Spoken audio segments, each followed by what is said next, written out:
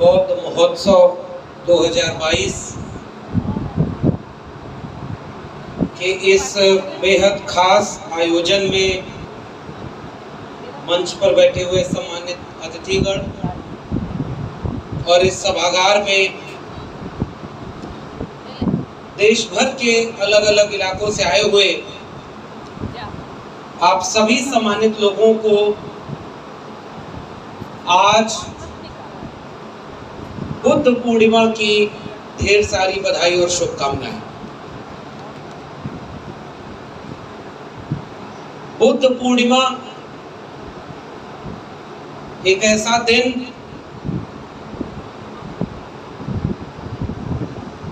जिसे तथागत बुद्ध के जीवन की तीन बड़ी घटनाओं या तीन अहम चीजों से जोड़ करके देखा जाता है, जाना जाता है।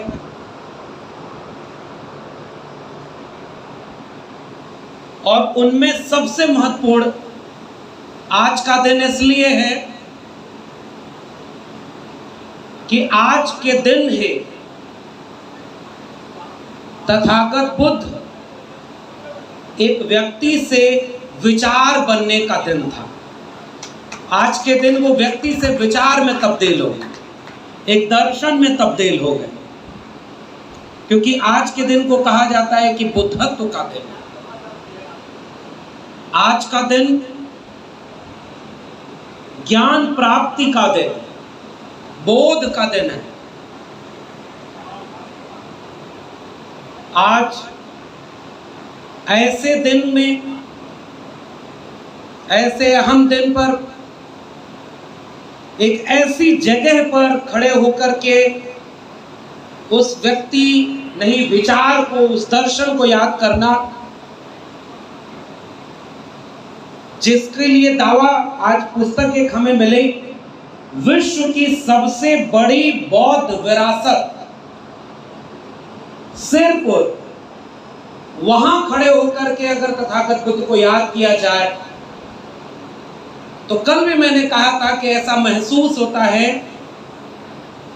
कि कुछ टूटे हुए पत्ते अपनी जड़ों को याद कर रहे हैं। वो जड़ें जो जमीन में या तो प्राकृतिक वजहों से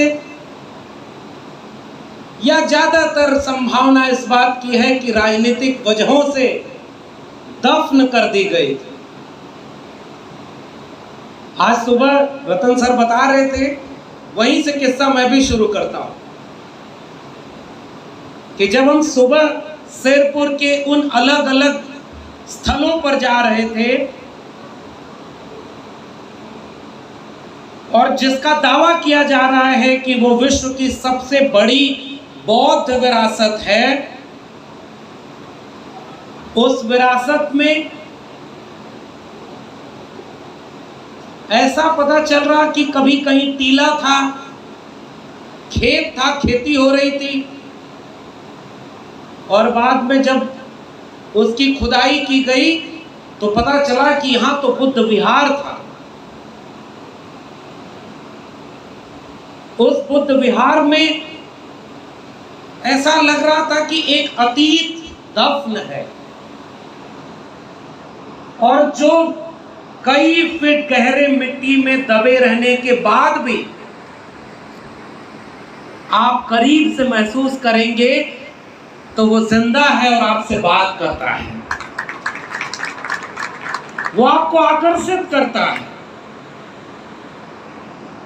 उन पत्थरों से आवाजें आएंगी, ऐसी नहीं जैसी कुछ धर्म की किताबों में लिखी गई हैं,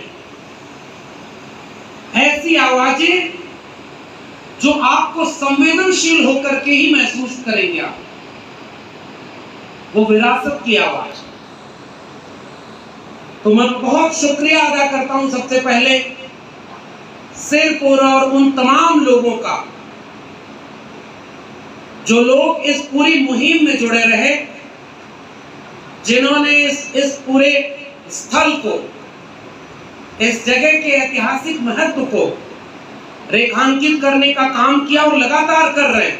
ये जो पुस्तिका मिली है इसमें ढेर सारे दस्तावेज हैं। हमारे साथ प्रोफेसर जितेंद्र मीणा थे, इतिहास पढ़ाते हैं दिल्ली विश्वविद्यालय में, और आपस में हम लोग यही चर्चा कर रहे थे, हड़प्पा और मोहनजोदड़ो की खुदाई हुई तो सभ्यता के नए पन्ने खुले, ढेर सारी किताबें लिखी गई, लेख लिखे गए, नजरिया बदला। और जब सिरपुर में इतना महत्वपूर्ण स्थल खुदाई में मिला, एक विराट नगर है, इस पर दिल्ली या उन तमाम केंद्रीय जगहों पर जो इतिहास लिखते हैं वहां कोई मुकम्मल लेख, कोई किताब, कोई संगोष्ठी क्यों नहीं? ये विरासत कहां क्लेम की गई? कहीं मूर्तियां मिल रही हैं, कहीं सिक्के मिल रहे हैं, कहीं आभूषण मिल रहे हैं, तो कहीं आकृतियां मिल रही हैं, उन आकृतियों में इतिहास दर्ज है। तो मैं बहुत एहतराम के साथ उन लोगों को याद कर रहा हूं जिन्होंने तथागत संदेश पत्रिका के जरिए भी उस इतिहास को दर्ज करने की कोशिश की है और लगातार उससे जोड़ने की कोशिश की है। पुरातात्विक स्थलों की खुदाई का जिक्र हो, नीचे मंदिर मिलेगा। ये वही लोग हैं जिन्होंने 7-8 दशक पहले कहा कि अचानक मस्जिद में मूर्ति प्रकट। 2022 दुनिया ज्ञान, विज्ञान, तर्क, विवेक से कहां जाना चाहती है? कल तक चांद पर पानी खोज रहे थे, आज मस्जिद के नीचे मूर्ति खोज रहे हैं। और वही दौर है, इसलिए यहां यह बात कहनी जरूरी है। इस पर राजनीति हो रही है कि ये मंदिर, ताजमहल के नीचे मंदिर मिलेगा, खुदाई करो। ज्ञानवापी मस्जिद के नीचे शिवलिंग मिलेगा, खुदाई होनी चाहिए। तो यहां सिरपुर से एक बात और कही जानी चाहिए कि जब खुदाई करवाओ तो थोड़ा गहरी खुदाई करवाना, वहां कोई न कोई तथागत बुद्ध की मूर्ति मिलेगी, मुझे ऐसा लग रहा है। एक मंदिर यहां हम लोग गए, देखे, लक्ष्मण का मंदिर, सामने राम का मंदिर। मैं तो केवल उसी पर बात कर रहा हूं। हम यहाँ आ रहे थे तो हमें लगा कि बुद्ध को पढ़कर जाएं, इस बड़े मंच पर बोलना है, यहाँ लोगों से कल से मिल रहे हैं, तो लग रहा है कि पढ़ करके आप इनके सामने नहीं बोल सकते। जितना आप पढ़े हैं, इतना इन्होंने बुद्ध को जिया है, इनके सामने आप बुद्ध पर क्या बात करेंगे?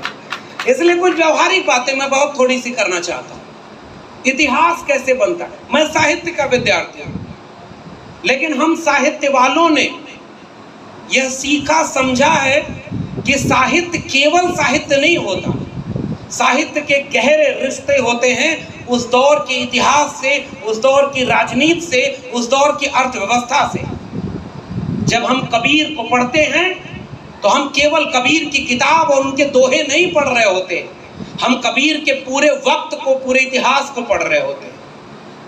कबीर ने जब यूं ही नहीं लिखा होगा कि काकत पाथर जोड़ के मस्जिद लई चुनाए, ताचड़ मुल्ला भाग दे क्या बहरा हुआ खुदाए, पाथर पूजे हर मिले तो मैं पूजूं पहाड़, ताते ये चाकी भली पीस खाए संसार। अरे इन दोन राह न पाई, हिंदुन की हिंदुआई देखी, तुर्कन की तुर्काई, अरे इन दोन राह न पाई। ये केवल साहित्य नहीं है, ये एक इतिहास है, और ये इतिहास एक विचारधारा का इतिहास है।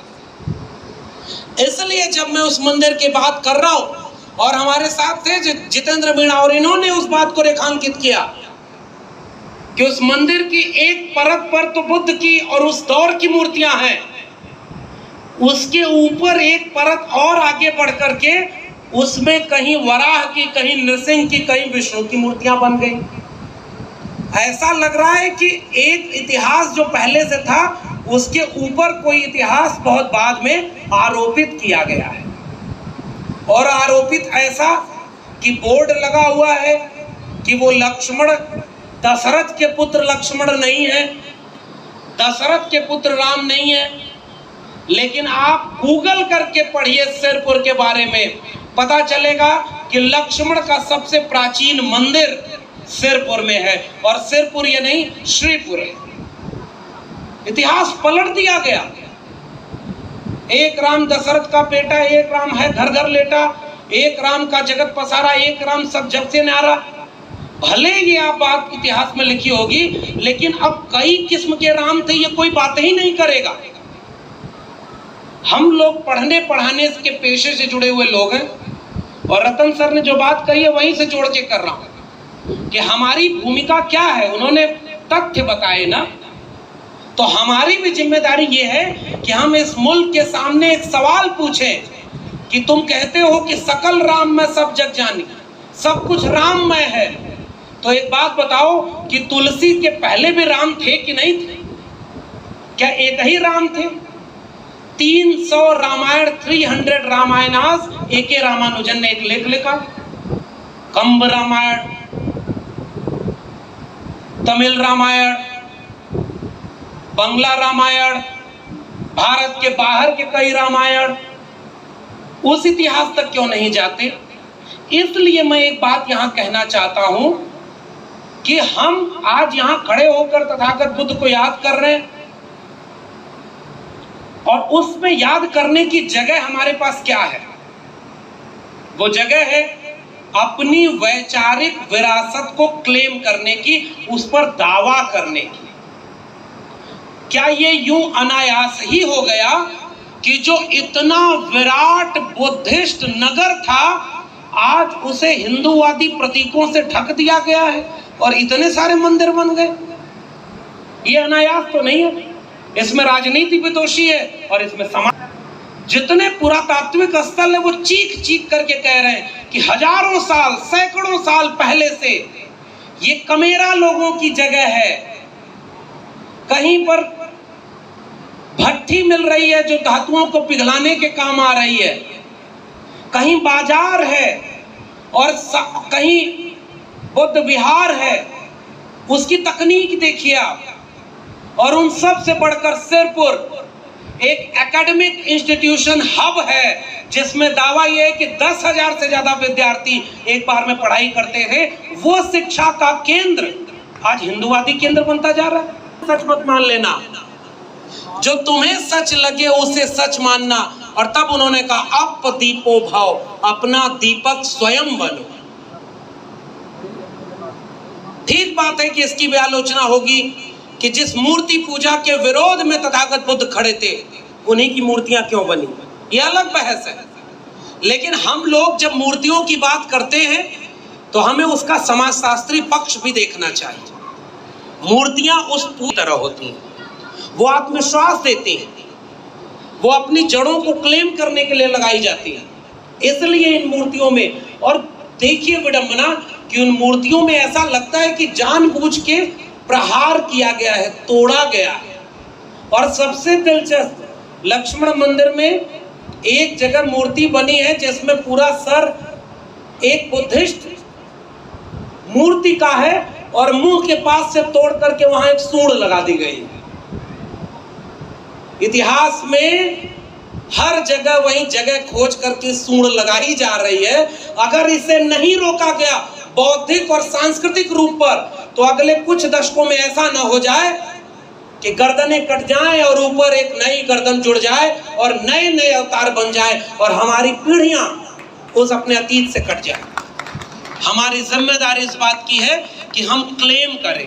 एक पुस्तक में पलट रहा था यहाँ आने के पहले, डॉक्टर राजेंद्र प्रसाद सिंह सासाराम, जो जब निकलता था तो सब कुछ राज्य में बहुत अच्छा दिखता था, फिर एक दिन बिना बताए निकल गया तो एक व्यक्ति बीमार मिला, सिद्धार्थ से बुद्ध हुए।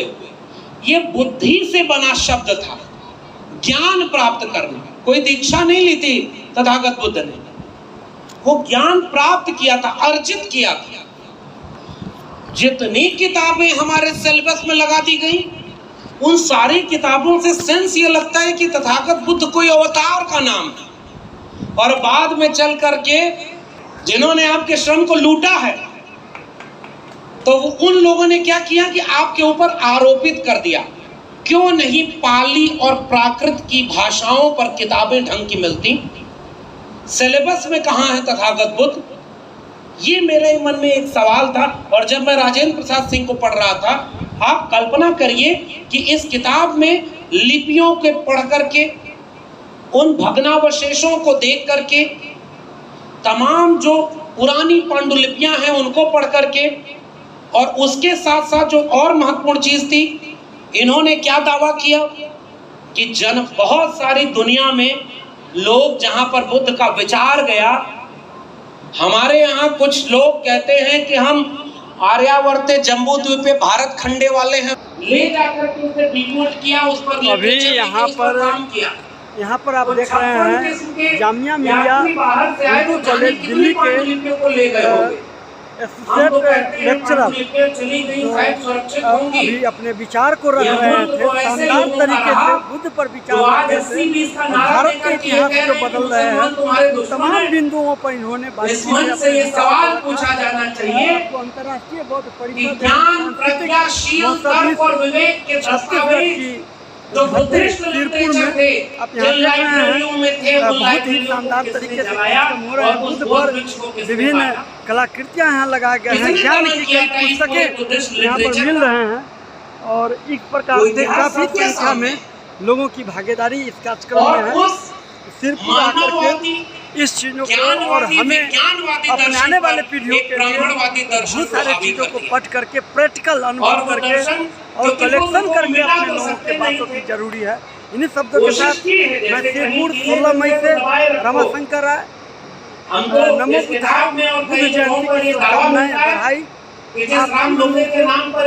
जय विज्ञान, जय संविधान, जय भारत।